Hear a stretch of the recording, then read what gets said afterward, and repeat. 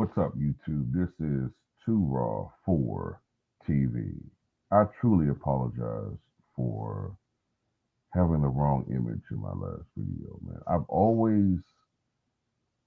don't know what it is. I've always had this problem where sometimes I would confuse Jackie with Tito in photos. I don't know why that's the case because when I look at them, there's differences, but there's some I don't know. I just always had them confused. I've always done it. Those two, I've always, I don't know what it is. But I apologize for that. This is the right image. And the thing about it is, when they were younger, I could easily differentiate between the two. But I don't know. For some reason, when they got older, I don't know. But I do notice that Tito got heavier. So, anyway, some people already know now because I reported it. And I'm pretty sure other people reporting this now that Tito Jackson of the legendary Jackson 5 has passed away suddenly, and I'm assuming unexpectedly. Um, Although there's no official cause of death that's been reported as of yet, um, a longtime friend and associate of Jackson family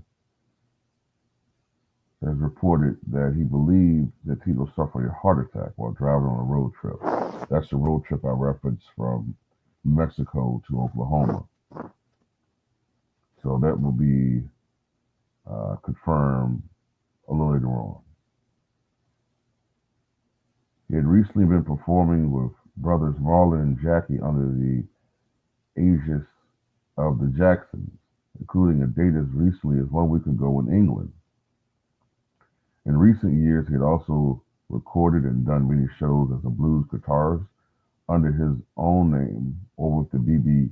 King Blues Band. Tito Jackson, of course, played guitar, sang, and of course danced his way into homes worldwide as the Jackson 5 became an international sensation in the late 60s and early 1970s. Of course, it included him, Jackie, Jermaine, and of course, Michael. They had a string of smash hits that include 4 straight #1 hits. I Want You Back in 1969 in ABC, The Love You Save and I'll Be There in 1970. Dancing Machine was released in 1974, did almost as well, peaking at #2. Initially, it was young Michael who was the primary focus of attention, but it always has to be remembered that it was the overall chemistry and the choreography of all the brothers that made the Jackson 5 an instant success. As the label changed from Motown to Epic and the name changed from the Jackson 5 to the Jacksons, and the addition of Randy into the fold, the group further made it into the top 10 of the Billboard Hot 100 with Enjoy Yourself in 1976, Shake Your Body Down to the Ground. I love that song, man. Shake your body down to the ground. Sorry. In 1979, and finally in 1984, State of Shock.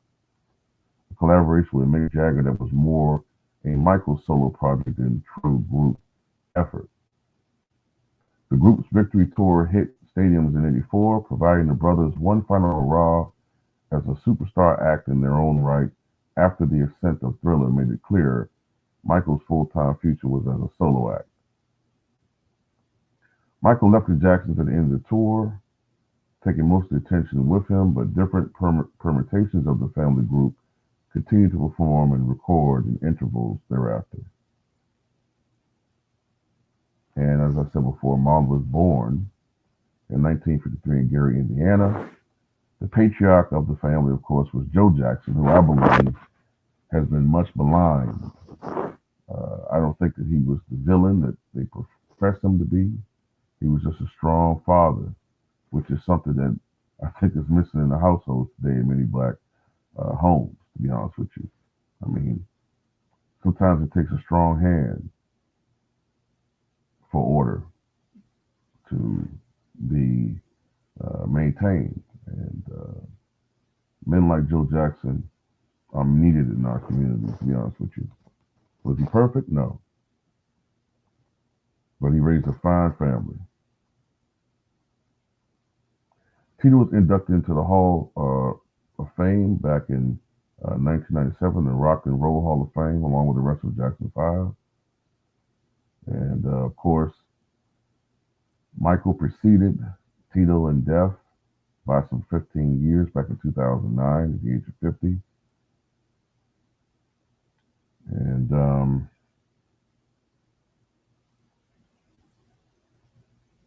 this has been a really rough year, man. A really rough year when it comes to losing prominent people. And we still have the rest of September, October, November, December to go through. This has been rough, man. You know, it just goes to show that we're getting older. You know what I mean? Um, I still tend to think of the 90s as 15 years ago. But think about this. In 1990, Tito was just 37 years old.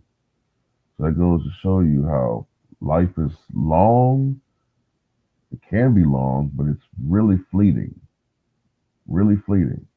Even the longest lived person in recorded history, Jean Calment, was 122. That's just a blip of a second, a fraction of a second in the span of time.